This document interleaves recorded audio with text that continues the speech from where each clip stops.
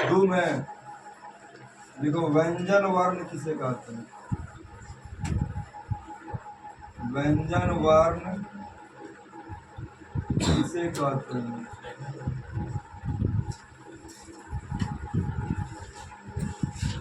क्या लिखेंगे कि जिन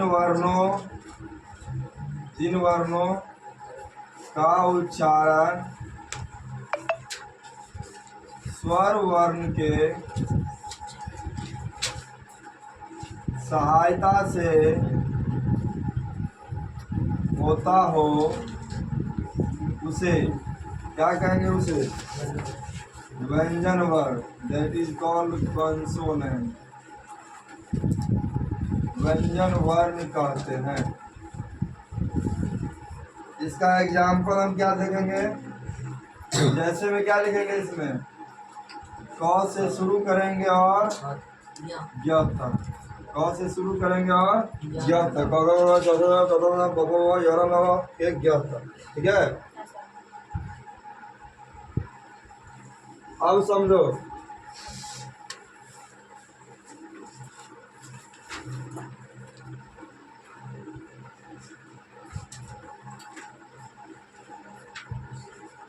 लिख लिया सब। देखो ये नहीं क्या लिखे हैं कि नहीं का अंतर क्यों है कि स्वर वर्ण वो है जिसका उच्चारण स्वतंत्र रूप से होता है, या जिसमें कह सकते किसी भी वर्ण का प्रयोग नहीं होता है, मतलब अपने आप का वर्ण का प्रयोग करके हुए स्वर है। मतलब स्वर वर्णों में किसी अलग वर्ण का प्रयोग नहीं होता, मतलब व्यंजन का प्रयोग नहीं होता है। लेकिन व्यंजन में क्या होता है कि स्वर का प्रयोग होता है। इसमें हम नहीं वाला परिभाषा नहीं लिखे हैं, ऐसे लिखते जिन वर्णों के उच्चारण में किसी अन्य वर्ण का क्या होता है, उच्चारण नहीं लगता है या मदद नहीं होता है, सहायता नहीं ली जाती है, उसे क्या कहते हैं? स्वर वर्ण। और ये व्यंजन वर्ण, व्यंजन वर्ण उसे कहते हैं जिसमें स्वर वर्ण की सहायता ली जाती है। मतलब क से ज्ञ तक जितना भी चीज हम लिखेंगे सब में क्या लगेगा? ये हमको अ से ओ तक का उच्चारण लगेगा ही। मालूम है ना? क की अंगा तक भी लिखेंगे तब, ठीक है। जैसे हम कौ लिखते हैं ना, तो कौ का हम किसके लिए? औ लिए ना, तो हम क प्लस औ लिखते हैं, क्या हो गया? कौ। यही हमको सहायता लेना पड़ता है कौ लिखने में, ठीक है। चलो एक बार फिर से देखो कि वर्ण किसे कहते हैं? तो वर्ण उस मूल ध्वनि को कहते हैं जिसका खंड या टुकड़ा नहीं किया सकता, मतलब जिसको हम पार्टीशन नहीं कर सके, मतलब जिसको हम बांट नहीं सके दो भागों में। क्या नहीं कर सके? दो भागों में बांट नहीं सके। जैसे अ को हम बांट सकते हैं दो भागों में, और को दो भागों में करेंगे तो क्या हो जाएगा? आ। और से ने बना, क्या बना? आ। तो ये क्या हो गया हमारा? ये क्या बन जाएगा? व्यंजन हो जाए, सॉरी व्यंजन का लग गया, दीर्घ स्वर में आ जाएगा। किस स्वर में? दीर्घ स्वर में। ये अ जो लिखा है किस स्वर में आया? वर्ण में। वर्ण का क्या हो जाएगा? टुकड़ा नहीं कर सकते, जैसे अ, ई, उ और ए, इसको हम तोड़ नहीं सकते, जैसे लिखा है वैसे का वैसा ही लिखा है। वर्णमाला देखो कि वर्णमाला किसे कहते हैं? वर्णों के व्यवस्थित समूह को क्या कहेंगे? वर्णमाला कहेंगे। मतलब वर्ण है, अ से लेकर कभी गाने क जैसे क्या है? वर्ण है। वर्ण को हम अगर व्यवस्थित करेंगे, जैसे ये अव्यवस्थित है, न म र, सीधे हम वर्ण को कहीं से उठाया लिख दिए, इसका व्यवस्थित ढंग नहीं है, मतलब इसका कोई अर्थ नहीं है। इसी को व्यवस्थित करेंगे र म न, इसका एक एग्जैक्टली अर्थ निकलता है, इसका नाम होता है, किसी का नाम होता है क्या? रमन। तो रमन का अर्थ है ना, इसीलिए रमन एक व्यवस्थित रूप है और ये अव्यवस्थित रूप है। तो वर्णमाला उसको कहेंगे जिसका हमें व्यवस्थित रूप दिखे, वही क्या कहलाएगा? वर्णमाला। अब देखेंगे वर्ण के भेद। वर्ण के कितने भेद? दो। वर्ण के मूल रूप से दो भेद हैं, एक स्वर वर्ण और दूसरा व्यंजन वर्ण। इंग्लिश में कहेंगे वॉवेल और कंसोनेंट। देखेंगे स्वर वर्ण किसे कहते हैं? वॉवेल कंसोनेंट समझ गया? स्वर क्या को था? स्वर क्या को? 11 को। तो स्वर वर्ण किसे कहते हैं? देखो जिन वर्णों का उच्चारण स्वतंत्र, या हम कह सकते हैं बिना किसी वर्ण की सहायता से स्वतंत्र रूप से हो, उसे स्वर वर्ण कहते हैं। जैसे अ, आ, हर्षी, दीर्घी, हर्षु, दुर्गु, री, ए, ऐ, ओ, औ।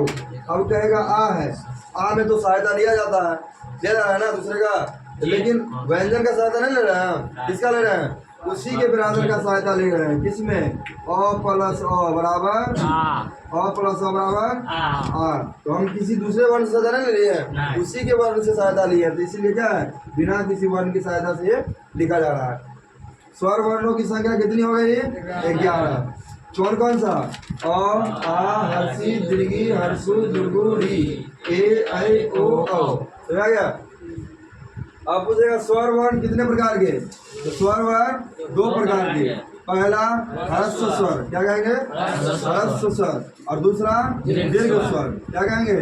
दीर्घ स्वर। देखो ह्रस्व स्वर किसे कहते हैं? ह्रस्व स्वर वो है जिसके उच्चारण करने समय में मुंह से हमको थोड़ा क्या हो, कम आवाज निकालना पड़े, उच्चारण करने समय समय का प्रयोग कम लगे। जिन स्वरों के उच्चारण में कम समय का क्या हो, प्रयोग हो, इसे क्या कहेंगे?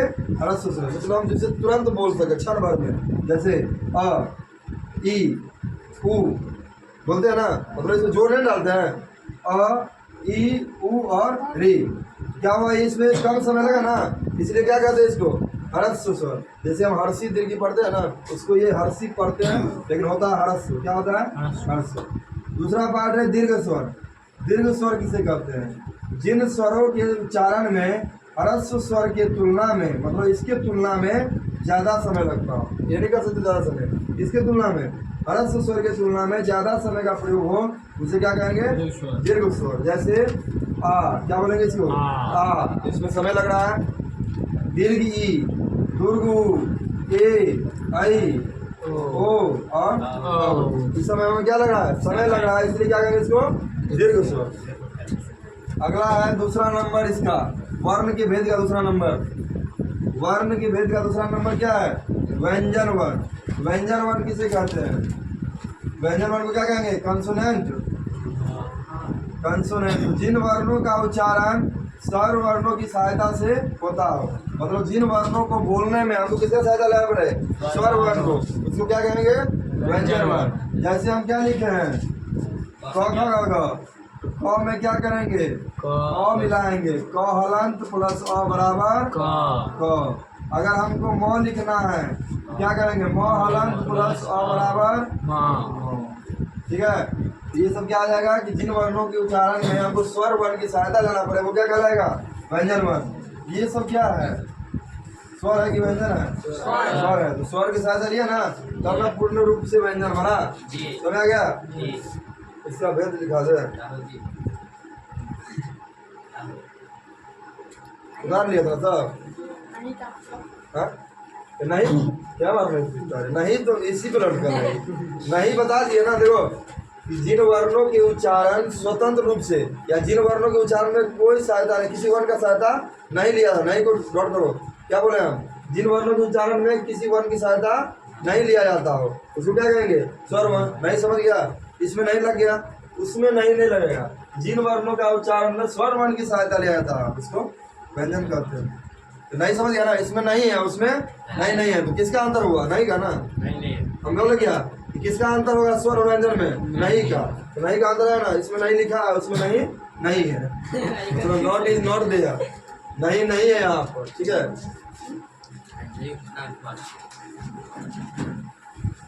अच्छा लग रहा है दिखने में?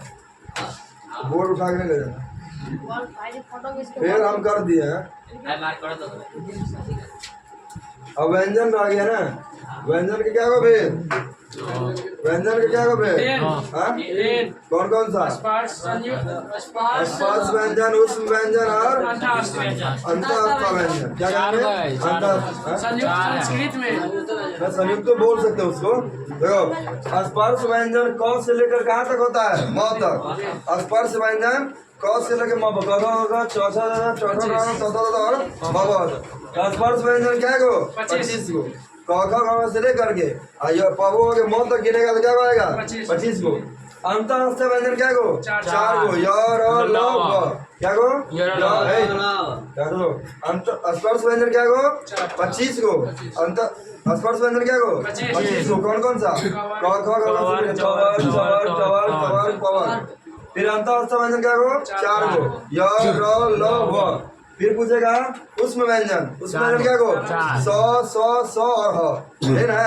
सौ मतलब 3 को सौ और एगो ह। उसको क्या आ जाएगा? उष्म व्यंजन। फिर आएगा संयुक्त व्यंजन। संयुक्त व्यंजन क्या हो गया? अक्षर और एगो स्रो आता है जो श्रीमान वाला स्रो है। तो ये 4 गो व्यंजन है। क्या गो? 4 गो। कौन कौन सा? स्पर्श व्यंजन, अंतस्थ व्यंजन, उष्म व्यंजन और संयुक्त व्यंजन। समझ गया? कितना आदमी बता देगा कि उस स्पर्श व्यंजन क्या को होता है? स्पर्श व्यंजन क्या को? हाँ बोलो राजा। 25 क्या को? 25 तो अभी तुम लोग बता दिए स्पर्श व्यंजन 25 को। कौन कौन सा? कवर चौर कवर चौथा का पूरा लिखेंगे तब, चौथा का पूरा लिखेंगे तब, चौथा का पूरा, चौथा का पूरा, सब में 5-5 गो अक्षर होता है ना। देखो गिनती करो, क ख ग घ अंग 5 गो है। वैसे भी चौथा में 5 गो होता है। 5 25। तो क्या है वो स्पर्श व्यंजन? 25 गो। उसके बाद आता है अंतस्थ व्यंजन। क्या आता है? अंतस्थ। तो अंतस्थ व्यंजन क्या गो? 4 गो। कौन कौन सा? य ल।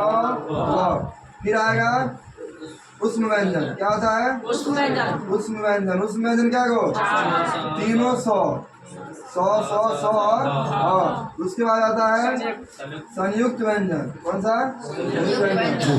अक्षर